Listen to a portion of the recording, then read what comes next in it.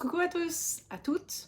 Voilà, aujourd'hui je voulais faire une vidéo qui reparlait, car j'ai eu beaucoup de demandes et de questions sur le changement de statut fait aux États-Unis.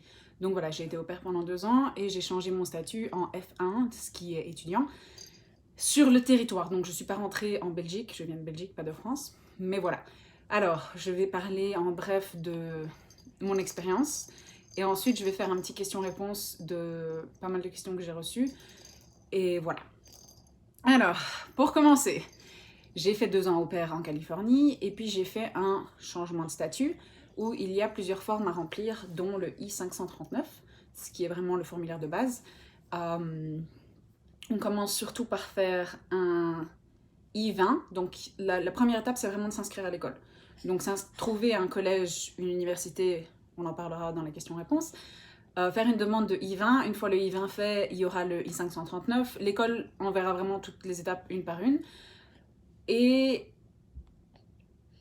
tout envoyer à l'immigration, ce qui s'appelle Homeland Security, dans d'autres mots. Voilà, donc moi, qu'est-ce que j'ai fait? Personnellement,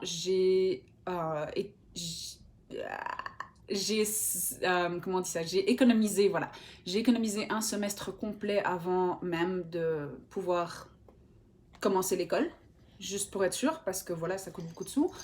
Et ensuite, j'ai fait les demandes, j'ai envoyé mon dossier le 12 décembre, alors que mon J1, c'était pas un visa car j'avais étendu, donc c'était déjà un statut, il expirait le 14. Voilà, donc j'ai fait ça. Maintenant, il faut savoir qu'après la date d'expiration de votre statut ou visa, en fonction de combien de temps vous avez passé sur le pays, si c'est la première année et que c'est toujours un visa, vous avez toujours 30 jours après qui sont encore genre valables, on va dire. Vous êtes légal encore pendant 30 jours. Donc moi, vu que j'ai envoyé le 12, le 14, c'était expiré, mais il me restait 30 jours en plus de ça. Donc forcément, l'immigration, on va appeler l'immigration, ça va être plus simple. Ils ont reçu ça bien avant coup, enfin bien avant les 30 jours, en ayant les 30 jours. Donc voilà, ça c'est pour ma petite histoire personnelle. Ça a pris 6 mois pour que je reçoive le statut. Donc pas le visa, j'ai reçu un statut, qu'on se mette bien d'accord. Et j'ai étudié marketing. Voilà, donc j'étais en Californie, j'ai été à Leni à Oakland, si jamais il y en a qui sont intéressés et qui sont dans la Bay Area. Personnellement, je payais plus ou moins 11 000 par an. Chaque état est différent, chaque école a des prix différents en fonction ce qui est pour les étudiants internationaux. Et il n'y a pas de prêt financier dans les États-Unis, c'est assez compliqué. Des dons, tout ça, voilà, c'est vraiment très rare et difficile à obtenir. Donc voilà, ici c'est l'un de mes petits bébés. Pour celles qui ne me connaissent pas et qui n'ont jamais vu mes vidéos d'avant, voilà, j'ai des jumelles et je suis ici depuis maintenant 5 ans et demi. En décembre, ça fera 6 ans. Et je suis mariée. Et voilà, rien de... J'ai aussi les démarches du mariage et des papiers, si jamais ça intéresse certaines, tenez-moi au courant. Dans les commentaires, je peux faire une autre vidéo là-dessus, car c'est aussi beaucoup d'étapes et je trouve que c'est bien plus compliqué qu'étudiant. Donc voilà, je vais tout de suite passer aux questions-réponses. Et dans les questions, enfin dans les réponses que je vais donner, forcément, je vais parler d'expérience personnelle, mais aussi voilà, de réponses globales, on va dire. Donc, laisse-moi que je lise ces questions. Alors, quand faut-il faire les démarches? Alors ça, c'est très important, parce que si vous vous inscrivez à l'école, par exemple, trop tard, genre après le semestre et que votre visa expire, ou votre statut, enfin votre J1 expire, c'est foutu. Vraiment, c'est compliqué. Il faudra trouver une autre école qui vous acceptera plus tard, enfin bref. Donc, mon conseil, c'est s'inscrire à l'école dès que vous avez l'idée de devenir étudiante. Ça coûte pas, enfin ça coûte rien. Enfin si, moi je crois que j'avais payé 50 $, mais je veux dire, voilà, ça coûte pas grand chose. Au moins, ça c'est fait. L'inscription de l'école, d'avoir un numéro, genre une student ID, c'est vraiment le plus important. Donc, faire les démarches, voilà, comme j'ai dit, moi j'ai envoyé mon dossier le 12, alors que ça expirait le 14, mais j'étais déjà inscrite à l'école. Enfin, moi, voilà, vu que je suis en fin d'année, c'était facile, parce que forcément, moi, c'était en janvier que le semestre commençait. Donc, j'ai fait l'inscription à l'école en novembre, je crois, pour janvier. Donc, moi, ça tombait vraiment parfaitement. Mais il y a des opères, par exemple, si vous, c'est en plein été, que juillet... Enfin, ça devient vraiment compliqué, quoi. Donc, ou août, imaginez mi-août. Non, c'est fin août que ça commence. Vraiment, prenez-y vous à temps quand vous savez et prenez vos renseignements là-dessus. Alors, deuxième question, avec ou sans avocat? Moi, j'ai pas pris d'avocat. Les papiers sont très simples à faire, c'est pas du tout compliqué. Voilà, franchement, je trouve que c'est de l'argent dépensé. Si maintenant vous avez une famille qui est prête à payer les frais d'avocat pour vous, pourquoi pas? Voilà, ça ferait de la paperasse à ne pas faire, on va dire. Mais c'est vraiment pas compliqué. Maintenant, attention, pas le droit à l'erreur dans les papiers. Donc, si vous faites la moindre erreur, c'est un risque de refus immédiat. Donc, voilà, vous pouvez oublier des choses, c'est différent. Oublier certains documents à envoyer, ils peuvent vous demander de les renvoyer, mais faire des erreurs genre écrites dans les formulaires, c'est très risqué. Alors, combien ça coûte? Donc, on va parler des papiers en eux-mêmes. Ça coûte plus ou moins 1 000 $ pour faire tous les papiers et les envoyer. À l'immigration, c'est un petit peu moins de 1000, mais on va dire 1000 pour faire gros. Et certaines écoles aussi demandent d'avoir le TOEFL, donc, ou le IELTS, je ne sais pas comment ça se dit, IELTS. Donc voilà, ça coûte aussi des sous. Moi, j'ai pas eu besoin de le faire parce que j'avais les tests à l'école, donc j'ai pas eu besoin de payer ça. Mais c'est à payer. Enfin, ça coûte de l'argent aussi, je sais pas combien. Je crois que c'est cher quand même, hein. Je crois que c'est un peu moins de 200 $, mais bon. Voilà, donc on va dire 1000.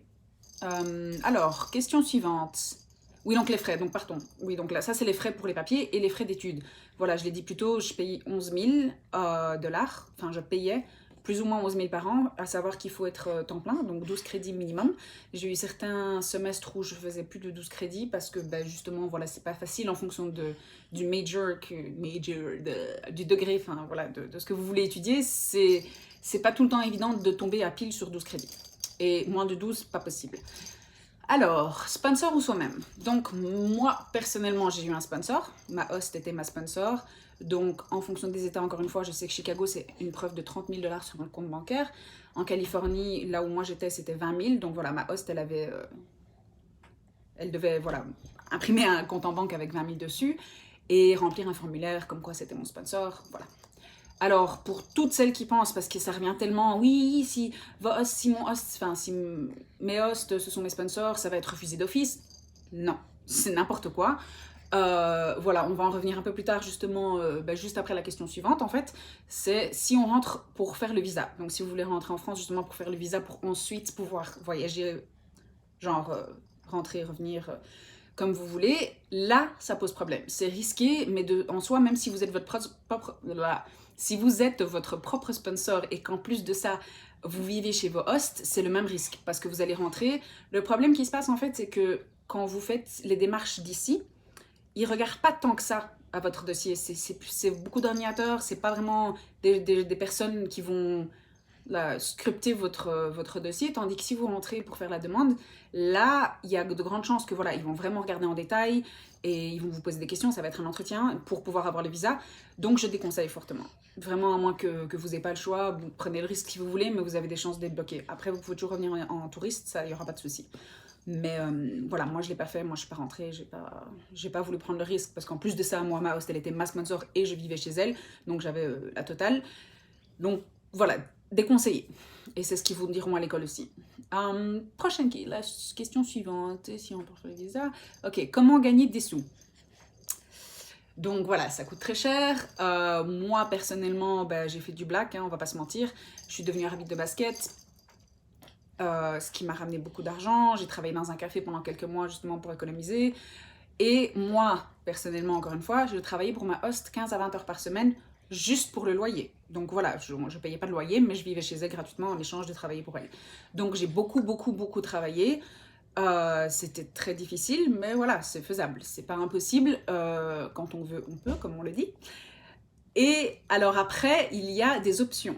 Le CPT, je sais plus le détail de ce que c'est, j'ai oublié de rechercher avant de faire la vidéo, mais le CPT est faisable après 1 an d'études. Donc une fois que vous êtes ici pendant 1 an dans l'école, vous avez le droit de postuler, enfin de faire une demande de CPT. En gros, c'est travailler dans la branche dans laquelle vous étudiez, en temps plein ou en temps partiel. Temps partiel, c'est une possibilité de 2 ans, donc si jamais vous allez à l'école pendant 2 ans, enfin c'est infini en fait, même pas 2 ans, je dis n'importe quoi. Et si c'est temps plein, ce n'est que 1 an.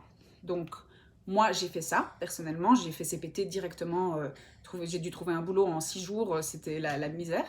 Mais j'ai fait ça après ma première année d'études. J'ai travaillé chez Ross, voilà.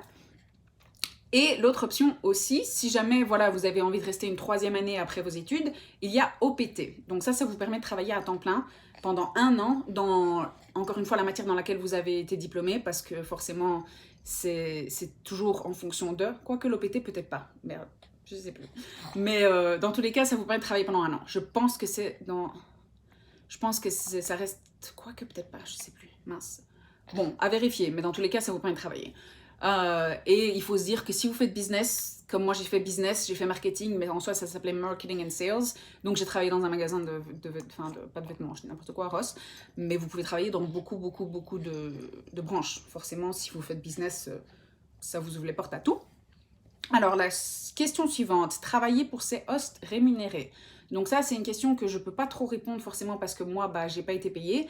Mais il y a beaucoup d'au-pairs que je connais qui ont continué à être payés comme une au-pair par les hosts et qui vivaient et mangeaient gratuitement et ça fonctionne très bien comme ça. Si vous faites ça, c'est super. Franchement, ça vous sauve beaucoup. Et il vous suffit juste de trouver genre un petit babysitting par-ci par-là ou un petit truc en extra genre le week-end quoi. Alors, la question d'après, c'est combien de temps cela prend-il? Alors, voilà, je l'ai dit au début, moi, ça a pris 6 mois pour que je reçoive mon statut.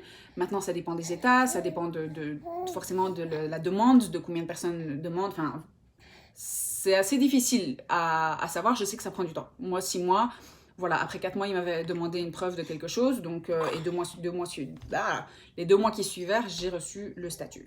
Alors, la question d'après... Es-tu légal si ton J1 expire? Non. Et oui, non. Qu'est-ce que je dis? Enfin, oui et non. En fait, vous êtes pending. Donc, c'est ni légal ni illégal. Vous êtes protégé. Donc, dans tous les cas, ils ne peuvent pas vous renvoyer chez vous. Mais tant que vous faites la demande quand vous êtes légal, il n'y a aucun souci. Voilà, il n'y a pas de problème. Maintenant, voilà, vous ne pouvez pas voyager. Enfin, dans le pays, oui, mais pas en dehors du pays.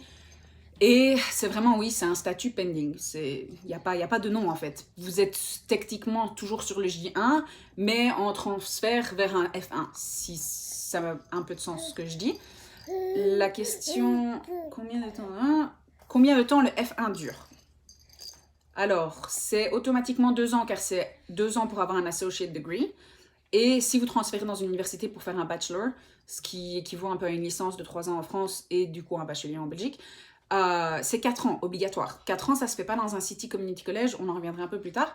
Mais du coup, c'est 2 ans et ça se renouvelle en fait. Ce I-20 là que que vous demandez au début, ça se renouvelle quand vous voulez. Genre à la fin des 2 ans, si vous n'avez pas fini, parce que voilà, il y a eu des choses, que vous avez besoin de plus de temps pour les faire, ça se fait. Ça se fait, c'est vraiment facile. Si vous voulez rester plus longtemps, vous pouvez étudier quelque chose de différent et faire une demande pour un nouveau degré, genre un nouveau diplôme. Donc voilà, c'est 2 ans en général, voire plus si vous voulez. Quelles sont les ouvertures après? Aucune. Alors si vous espérez faire des études ici pour avoir les papiers un jour, ça n'arrivera pas. Je vous le dis clairement tout de suite, ça ne sert à rien de perdre votre temps à étudier ici pour espérer de rester, à moins que vous mariez, que ça c'est différent. Mais la femme de mon cousin à Chicago, elle a fait quoi, 8 ans je crois. Parce qu'elle a fait le lycée, et après elle a été en université, ils lui ont même acheté un appart et tout, enfin bref, elle était vraiment restée ici comme elle pouvait, elle a fait des études après études après études, elle a jamais réussi à avoir genre un sponsor pour travailler, elle a jamais. Elle était sur le point de repartir en Roumanie de là d'où elle vient, et elle a rencontré mon cousin, du coup ils se sont mariés, et voilà, vous connaissez la suite. Oui, donc j'ai de la famille aux États-Unis, parce que je sais que ça va faire un, mais donc voilà, donc n'espérez pas trop, à moins vraiment que vous étudiez quelque chose de très très spécifique, genre ingénieur. Je sais que ça peut en aider beaucoup parce que... infirmière, je trouvais pas le mot. Infirmière aussi, s'il y a une grosse demande, donc c'est possible. Donc voilà, si vous vous dirigez vers des diplômes, enfin vers des boulots en grosse demande aux États-Unis, il y a plus de chances de trouver un boulot qui va vous sponsoriser. Alors, assurance santé via l'école, ou pas? Moi, j'ai eu une assurance obligatoire via l'école que j'ai pris celle de l'école d'ailleurs, qui était très bonne. Donc ça, c'est aussi à penser qu'il faudra dépenser des sous là-dedans. Je pense que moi, je payais plus ou moins 1400 par an, entre 1200 et 1400 par an pour l'assurance. Voilà, l'assurance, elle couvre les choses de base. Elle a couvert toute ma grossesse. Vraiment, j'ai payé 50 $ pour l'accouchement. Et voilà, maintenant, quand c'est médicaments, quand c'est médecin, il faut payer 20 $, je crois, le médecin. Médicaments, c'est moitié, pas plus. La contraception, 100%. Donc voilà. Alors, combien d'heures de cours par semaine? Donc, comme je le disais, vous êtes obligé d'être temps plein, c'est-à-dire 12 crédits.